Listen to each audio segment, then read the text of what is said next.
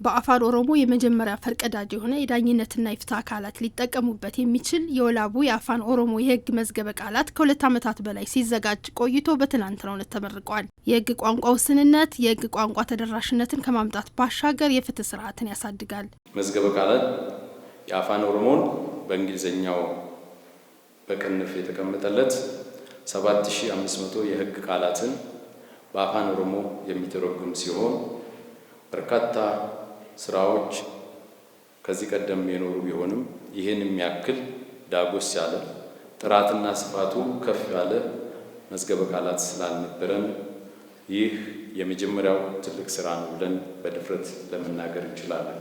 በትምህርት ባስተዳደር በማህበራዊ ህይወት እንዲሁም በሌሎች ሰፋ ያለ አገልግሎትን በመስጠት ላይ ይገኛል። በመሆኑም የዳኝነትና የፍትህ አካላት የህግ ባለሙያዎች እንዲሁም ሰፊው የኦሮሞ ህዝብ ሊጠቀምበት የሚችሉት በተቀናጀ መልኩ የተዘጋጀ የህግ መዝገበ ቃላት እጥረትን የፈታ ሲሆን ይህ መዝገበ ቃላት የነበሩ ክፍተቶችን ይሞላል። ዩኒቨርሲቲዎች ከፍትህ ስርዓቱ ጋር ለዚሁም በፍትህ ስርዓቱ ውስጥ ከፍተኛ ሚና ካላቸው አካላት ጋር ተቀራርበው ለመስራት ዩኒቨርሲቲዎች አሻራቸውን ለማሳረፍ እንደ አዲስ አበባ ዩኒቨርሲቲ ደግሞ ይህንን ልዩ እድል በመጠቀም በሀገራችን የማህበራዊ ፖለቲካዊና ኢኮኖሚ እድገት ውስጥ ልዩ አስተዋጽኦ ለማድረግ የተሰጠነው እድል በትክክል የመጠቀማችን ጉዞ ነው ብለን ወስደናል።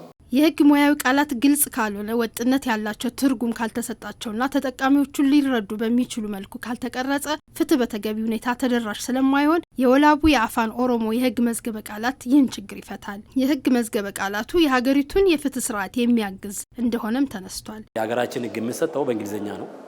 በእንግሊዝኛ የተማርነውን ወደ ራሳችን የስራ ቋንቋ ተርጉመን ወደ ስራ የምንተረጉመውና በዛን ስታንዳርዱን የጠበቀ እና የመዝገበ ቃላት የህግ መዝገበ ቃላት አልነበሩም። ስንጠቀም የነበረው ብላክ ስሎው ዲክሽነሪ የሚባለውን ነው የህጉን ጽንሰ ሀሳብ ለመረዳት የምንጠቀምበት። አሁን ደግሞ በክልሉ የስራ ቋንቋ በአፋን ኦሮሞ የተዘጋጀው ለመጀመሪያ ጊዜ እነኛ የሀገሪቷን የፍትህ ስርዓት የሚያሳልጥና በአንድ ደረጃ ከፍ የሚያደርግ ነው። ቃልን በቃል መፍታት ሳይሆን ትርጉማቸው ምን ጽንሰ ሀሳብ አለው በሚል መተርጎሙ በቀላሉ ህብረተሰቡም ዳኞችም እንዲረዱ ያደርጋል። ቋንቋ መግባቢያ ነው። ካልን መግባባት መቻል አለብን። አንቺ የምትናገርበትና እኔ የምናገርበት የተለያየ መሆን የለበትም። ስለዚህ ተመሳሳይ ቋንቋ እንዲናገሩ ይህንን ቋንቋ አፋን ኦሮሞ ወደዛ